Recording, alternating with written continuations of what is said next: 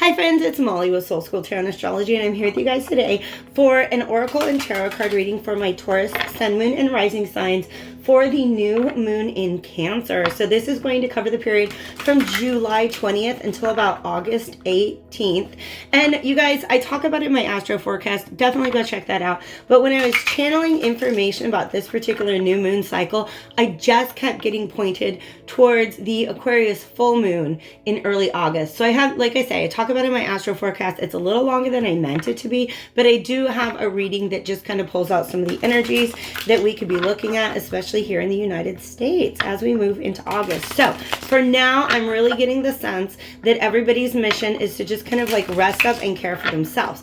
Also in this time period, especially for you guys, there are a lot of perspective shifts, okay? I don't know, I'm just channeling that message, all right? That you guys are maybe feeling a little bored. I got a clue right here. You guys are maybe feeling a little bored, maybe a little lackadaisical, if you will. I don't know if that's a word that wants to be used right now.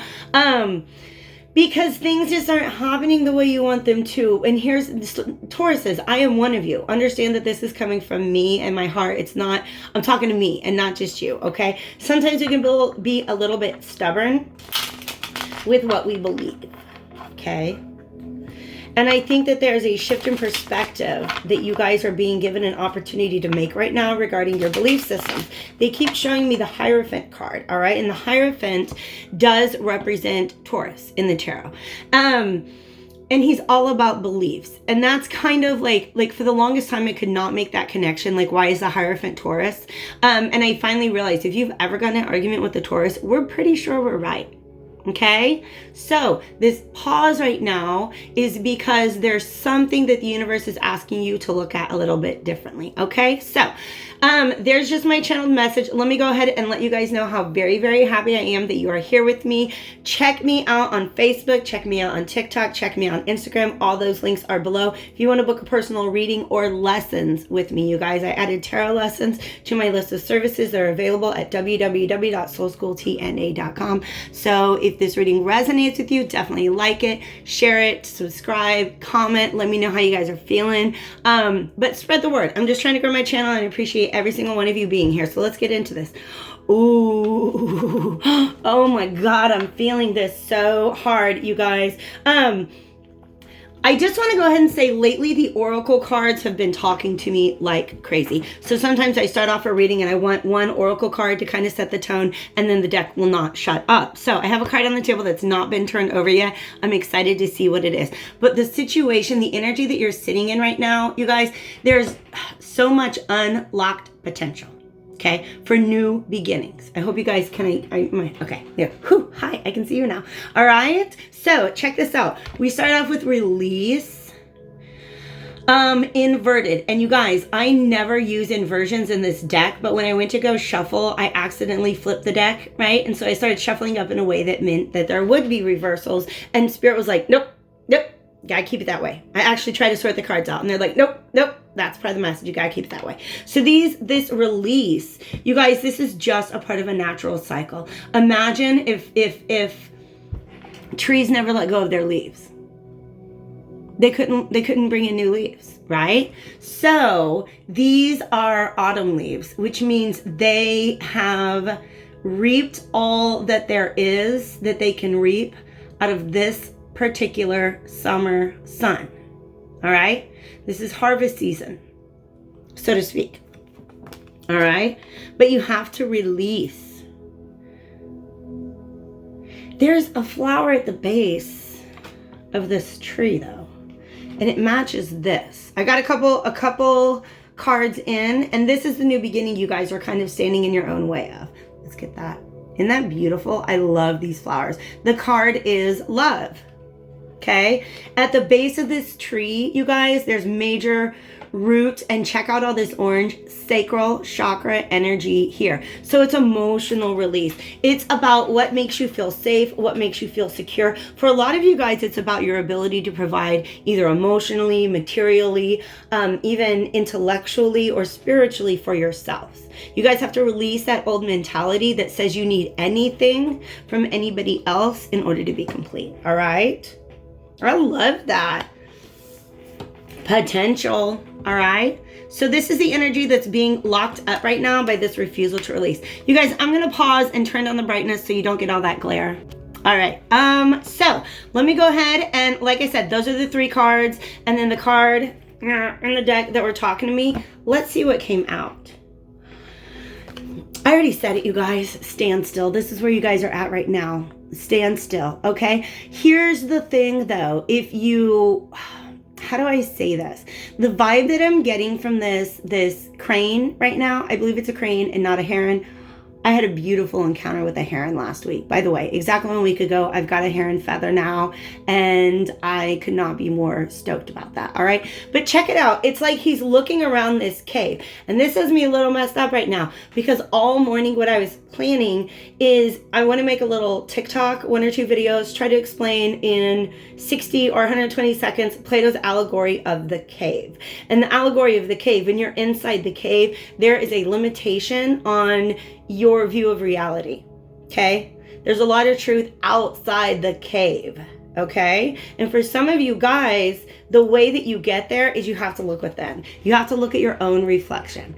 Because they're giving me the vibe that this heron is looking all up around these stalactites and stalagmites and looking at everything in the external environment and kind of blaming the external environment for this standstill. But look at that water right there. Okay, he needs to look at his own reflection in the water, and now they're showing me him diving into that water. Oh my God, you guys. I did a reading yesterday where I had a similar image coming out of a different deck. This woman reaching for the water, and I could just tell, because one of the things that happens is I look at the picture and then they animate. I could just tell that she wanted so badly to just dive into that water, but she was holding herself back. All right, so Morgan Greer is coming out. This is my ride or die. If this deck were a person, it could vote in the presidential election. All right, so whenever she wants to come out, I am very, very thrilled. Let's see what she has to say for you guys. Because I want to let you know, I'm resonating with this hard. And this message should come through too. They're letting me know, okay? I've been so frustrated, you guys. If you look at the, I don't know, I put out a bunch of videos this month, but there's a Sagittarius video that I did called It's So Frustrating. And that is a similar energy to what I'm feeling for you guys right now. Because I think some of you, when I say released, you're like, I know. I'm trying to release the thing. I'm trying to get rid of the thing. I'm trying to shake all these dead leaves off of me. But for some of you guys, it's just, you don't even understand why that's not happening to you. This devil is your karmic cycle that you guys are just coming out of, and then the magician's on the bottom. Understanding, like I said, you don't need to turn to anybody else for anything that you need. Look at this magician, this creator. He's got all 4 elements on his table. Okay, that is you. Oh my God, okay. That was a message. Half of the deck just fell away. About this much of the deck just fell away to reveal that 10 of Wands. So let's get these guys out on the table. All right. This is a very, very heavy energy, you guys. It's a very heavy energy, and you don't need to be carrying it forward right now. It's very dense. And you guys are, this 7 of Swords is not somebody deceiving you. This is you deceiving yourself. You're bound to a particular way of thinking that Spirit really, really wants you to shake free. And it just keeps coming back, you guys. The way of thinking that you're being asked to shake free is this belief that you're not the 9 of Pentacles. The 9 of Pentacles upright is an independent, self-sufficient, badass bee, okay? Queen, if you will. This is actually, I call her the Queen of Pentacles' little sister, all right? And it's like the Queen of Pentacles' big sister, if you will, is the Empress. So there's definitely steps that you have to take on the way to your Empressdom, if you will, okay? To being able to just create and manifest whatever it is that you desire, to create all of this abundance and flow in your life, okay? But you're carrying around this old heavy energy. Look at both of these guys and how they're slaving to carry that shit around, right? And slave is a word that is definitely meant to come out right there. Because if you look at the traditional Rider-Waite devil, this one doesn't have it. But in the Rider-Waite devil card, we have two people who are chained to the devil's throne by these like metal collars around their neck. And I was just yesterday talking about this in a reading. If you look at any of those pictures and you look at the size of that collar around their neck, you're like, dude, they can just take that off. You can just take that off. You can just, I don't need that anymore. Put it down, walk away. Okay? Because right now, you guys are making things harder for yourself. We are making things harder for ourselves. Okay? All right? You guys know I love you. To me, lately, this Three of Cups has been coming out as guides. Spirit guides, non-corporeal entities, if you will, which, by the way, the CIA has already confirmed, so don't talk to me about facts. All right? But it is. It's like a guide energy. It's like a spirit energy. It's like a fairy energy. Just let you know. I wasn't even sure I believed in those, but I straight up found a fairy tree, you guys. All right, let's go ahead and not get too far off path. This is the energy you're being confronted with. These cards, the inversion tarot, we're going to talk about the best way for you to move through that. I'm keeping these pretty short and sweet this time around. So if you guys are interested in love, money, definitely make sure that you check out my other readings that are on the channel. And keep an eye out because I'm also going to have my love and prosperity ones are going to be monthly. And then I'm going to come out with bi-monthly ascension updates. So that is for those of you who are on the path. And I'm going to tell you what, the one I'm going to put out is going to be for, it might be for July and August. I don't know if I'll do July, August, or October. I'm just talking out loud. You guys, why am I making you a part of my decision-making process? All right, let's do this. I have the Wheel of Fortune reverse, which is interesting because there's a lot, you know, there's major energy on the table.